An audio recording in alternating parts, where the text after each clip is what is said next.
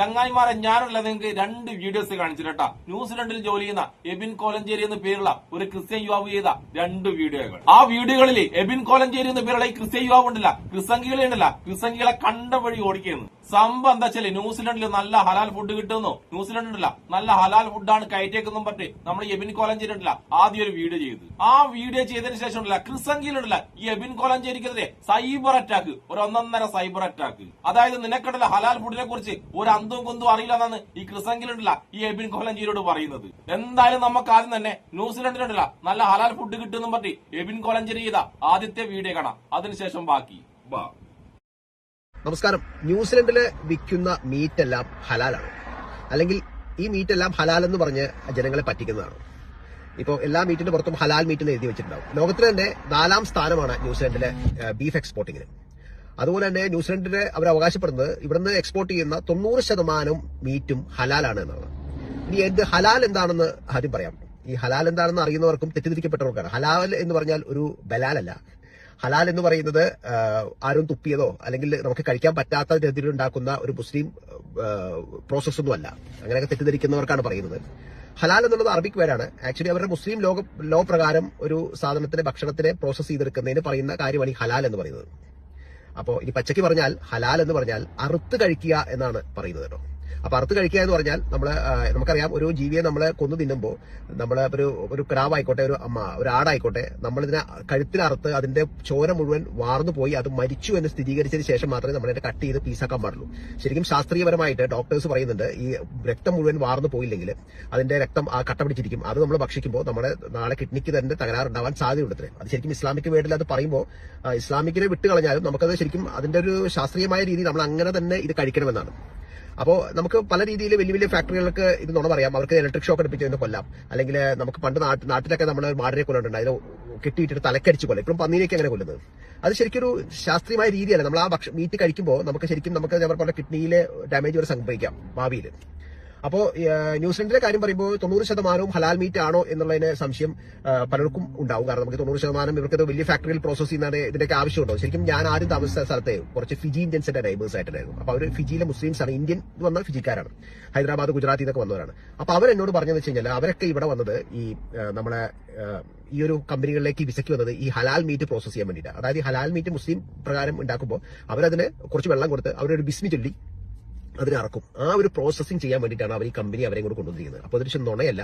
ഇത് ശരിക്കും അതായത് ചെയ്തിട്ട് ശേഷം മാത്രമാണ് മിഷൻ കട്ടിങ്ങിലേക്ക് ഈ മീറ്റൊക്കെ പോകുന്നത് കേട്ടോ.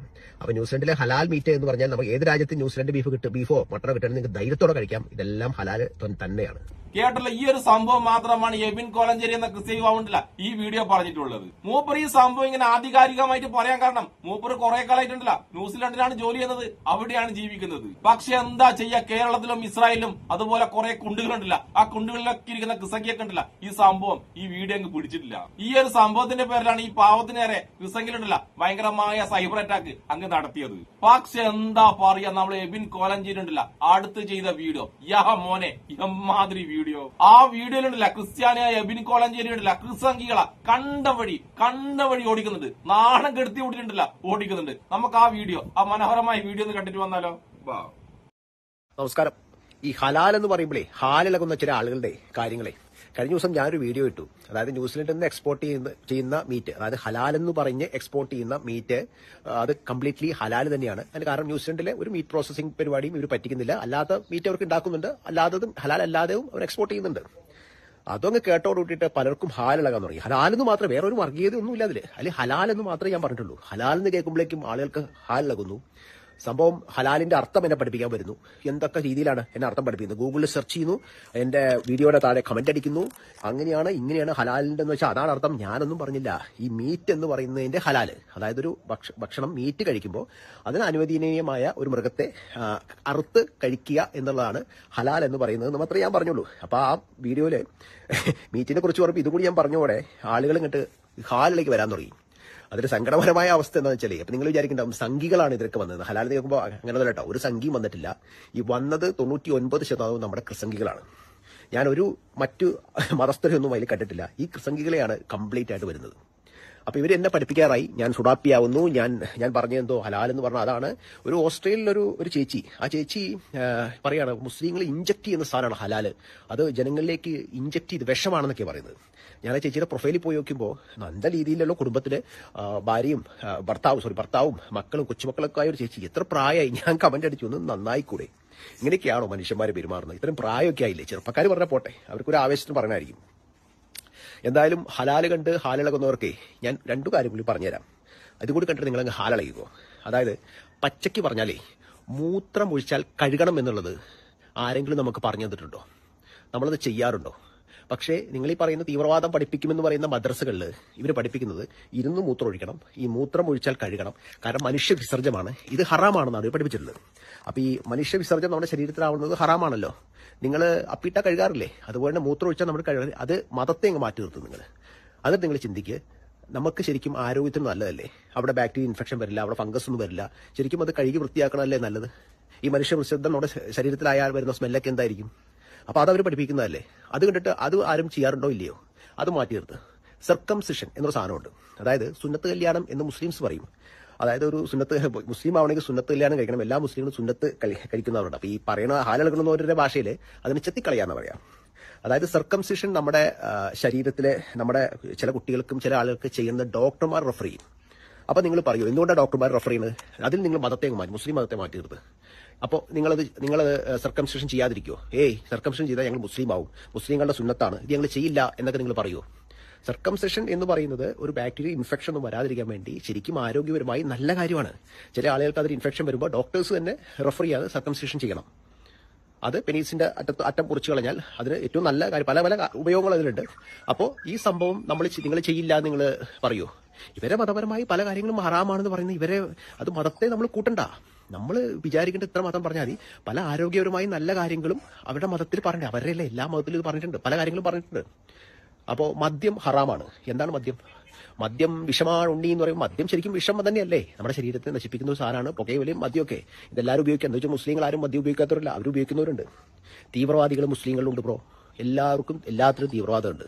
അപ്പോൾ മനുഷ്യനായി കാണാതെ ചില രാഷ്ട്രീയ പാർട്ടികളുടെ താളത്തിന് തുള്ളി എവിടുന്നോ കിട്ടുന്ന വാട്സപ്പ് യൂണിവേഴ്സിറ്റിയും പഠിച്ചിട്ട് ഇവര് ഒരു മതവിഭാഗത്തെ മാത്രം അങ്ങോട്ട് ആക്രമിക്കുകയാണ്.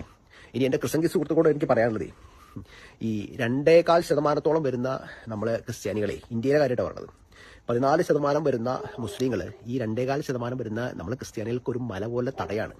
അതായത് ഇവരുടെ ചില രാഷ്ട്രീയ പാർട്ടികളുടെ ലക്ഷ്യം ഇവരാണ് എന്ന് ഇവർ മാത്രമാണ് നമ്മൾ തെറ്റിദ്ധരിക്കുകയാണ്. ഇവരില്ലെങ്കിൽ പിന്നെ നമ്മളെ മോഹൻലാൽ പറയുമ്പോൾ ഒരു പുഷ്പം പോലെ ഊതിയെറിയാവുന്ന മാത്രമേ ഉള്ളൂ.